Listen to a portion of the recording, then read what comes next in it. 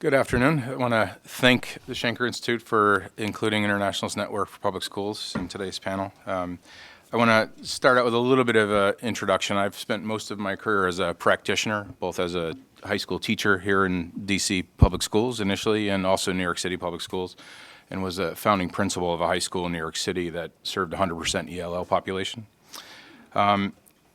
Some people may have seen there was an article in the New York Times last week that actually profiled a teacher from one of our schools who happens to be an alum, a graduate of our first school, International High School at LaGuardia Community College. Juan Carlos crossed the border when he was 11 years old from Mexico, and after graduating from school, he went and earned his bachelor's degree in mathematics, got a master's degree, and then could not become a teacher because of his immigration status. So he was a bilingual math teacher with all of the value that comes with, who was not allowed to do the job that he was trained for. In 2013, he applied for deferred action for childhood arrivals and was approved, and initially started working as a substitute teacher and moved one step closer to his dream. Just last month, the New York State Board of Regents passed a measure to allow immigrants like Juan Carlos to get his permanent teaching credential, and he is on the road to becoming a teacher and continuing to serve as a really powerful role model for his students for what we hope is many, many years to come. So when I see Juan Carlos, and I've had the pleasure to get to know him over the years, I see someone who has tremendous courage, tremendous determination, persistence in the face of great odds. I see someone who's faced so many challenges and overcome them in a short period of his lifetime, far more than what most people I know have overcome. And I see someone who's persevered in spite of the fact that so many other people were telling him that he would not be able to do what it is he wanted to do with his life. And more important, perhaps, his students see him that way. He's in a school every day where students, he has a level of credibility in his classroom that I know I certainly didn't have as a teacher because of the life experience that he brings to that room and because of the cultural linguistic assets that he brings to that job. Others see Juan Carlos as a problem, right? They see him as someone who should be punished rather than celebrated. They see him as someone who should be expelled or blocked behind the wall, if you will. So in thinking about the theme for today, educating English language learners in an age of anti-immigrant scapegoating, I think about a very fundamental question that I think requires more than a theoretical answer.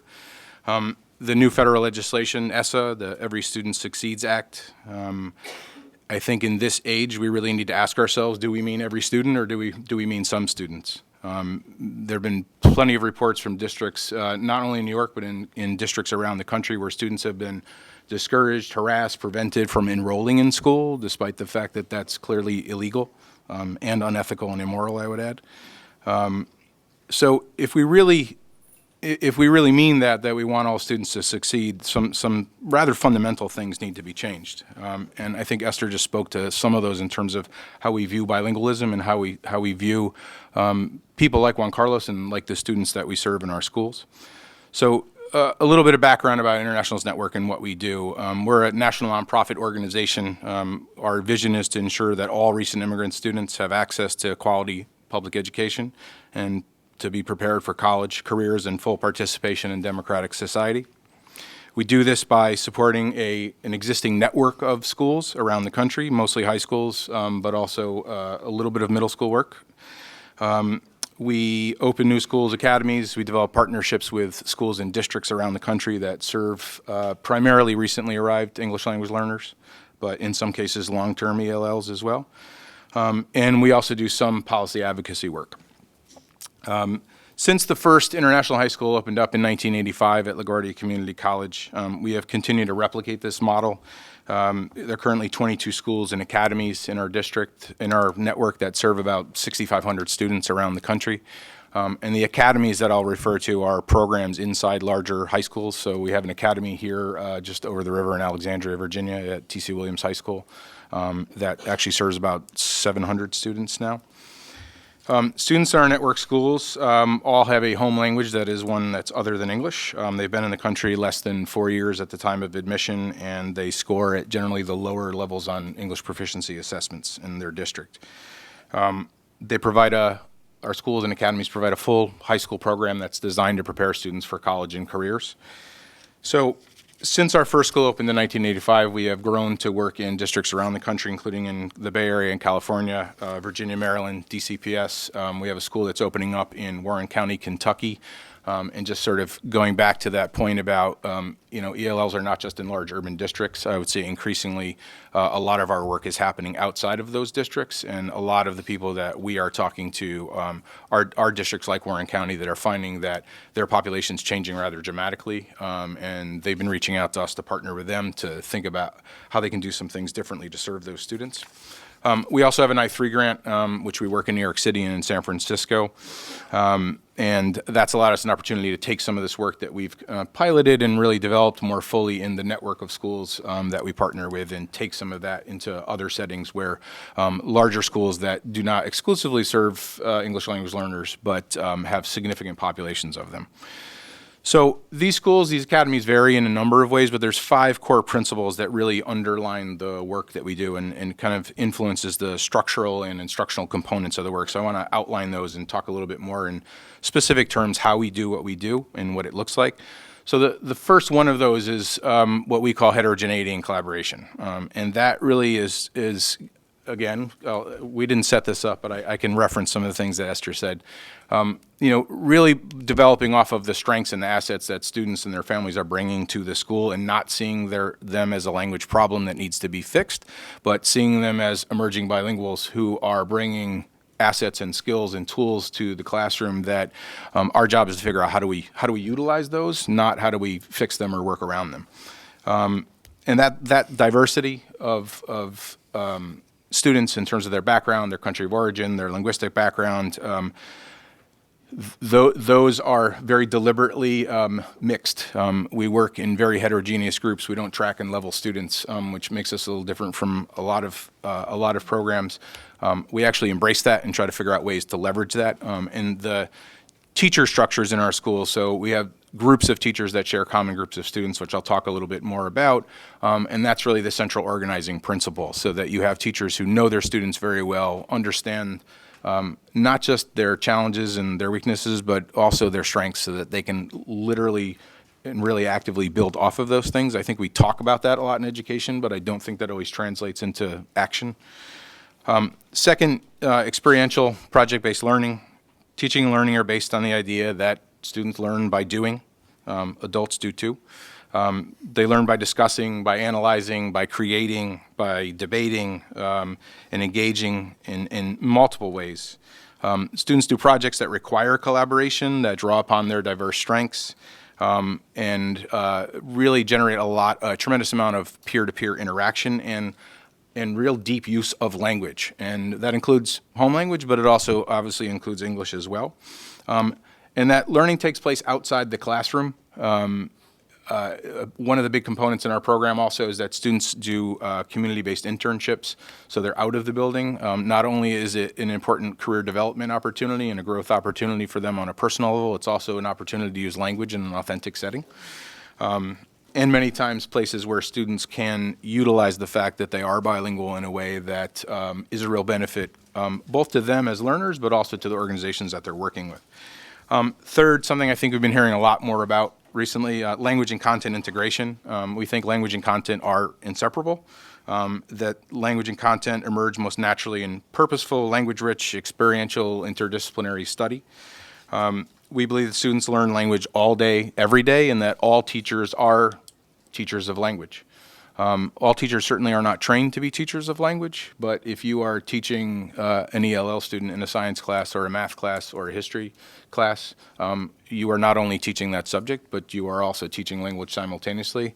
I think we say that a lot, but we don't often equip educators with the tools to do that in specific ways, and that's a big focus of the work that we do. Fourth, localized autonomy and responsibility. A core component of this work is the idea that you have a small team of teachers, an interdisciplinary team that shares a common group of students that allows them to plan instructionally to meet those students' needs and to know those students more in depth. It also allows them to meet social emotional needs of those students as well. These interdisciplinary teams have responsibility, along with some autonomy that comes with that, to make decisions about instruction and about, to some degree, how they structure themselves and how they use their time in schools. And at every level of that learning community, it is really designed to foster the idea that we want everyone to contribute to their fullest potential, and knowing students well and having time to meet and to talk about students allows you to do that in a much deeper way. And the fifth is something that we call one learning model for all. And this is really the idea that adult learning should mirror student learning, that if we say that students should be learning collaboratively in mixed groups, then adults should be doing that as well. And schools often are not structured that way. As someone who spent most of my career at the high school level, I think we're really good in high schools of siloing teachers into departments or groups, and students are not often the organizing principle, but the way that we set our schools and academies up, the students are really the organizing principle, and everything revolves around that. So one thing coming out of this that's embedded in many of these things is just something that's very hotly debated, and that's assessment. And I think it's a real critical piece of this, as well as something that's highly controversial in many ways. Authentic performance-based assessment is something that we believe in very deeply. We think that there's an equity question here about giving students opportunities to demonstrate what they know and what they can do. And sometimes that does mean in their home language, and that also means being able to do that in English. And so what assessment looks like in our schools is hands-on projects that students complete over time. Students are asked to explain their thinking, to support it with evidence, to defend it before an authentic audience. It's the culmination of many years of linguistic and academic development. We use rubrics across schools that are aligned to standards, and really ask both adults and students and members of the community to think very deeply about what does a student really need to know to be college and career ready, and in a way that I don't think a test will give you that information. So a real critical component of this is the involvement of the adults who need the training and the belief system that all students can really succeed. And so I've briefly outlined these, but there are some very practical ways that these need to be implemented in schools if this is going to be something more than rhetoric. And I think it involves a tremendous amount of professional development for teachers as well as for leaders. It involves instructional coaching. It involves resources. And because ELLs are often treated as a subpopulation that's the responsibility of a specialist in a school, most of the teachers in schools don't get that support, yet the students are put in their classrooms and they're asked to support them. So I'm going to end with 3 words that I pulled out of the description of this session, which were policy, pedagogy, and prejudice. So regarding policy, I am not a policy person, but from the time that I've spent in schools and from the time that I spend in schools now, on immigration policy, I think many of us are eagerly awaiting a decision from the Supreme Court on the U.S. versus Texas case on the Deferred Action Program. I think in the absence of any meaningful immigration reform, we have many students that are in limbo and face continued uncertainty and anxiety about what's going to come next. And again, I come back to Juan Carlos and I think about, what's the message we're sending to our students when we tell them that that teacher who they have come to trust and they have come to see as a real powerful role model for them, that teacher can't be their teacher anymore. I think we're sending a really dangerous, destructive message that I don't think is the one that many of us want to send, at least. And for students that face so many other obstacles, this is yet another thing that gets in the way of learning. For education policymakers, I would come back to the assessment question again, and how can we do a better job of maintaining high standards and maintaining accountability, but also providing authentic opportunities for students to show what they know and what they can do that doesn't penalize them.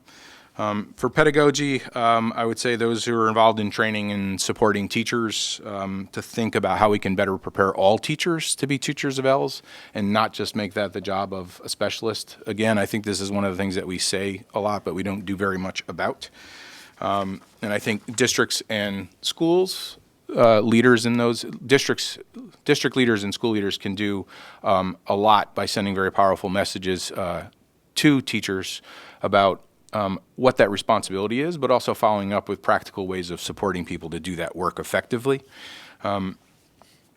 And I know there's a topic that's been addressed in this forum before about the composition of the teaching force and the diversity of the teaching force. I think this is a real critical point when you're thinking about this population as well. We chronically are short of bilingual, bicultural teachers as well.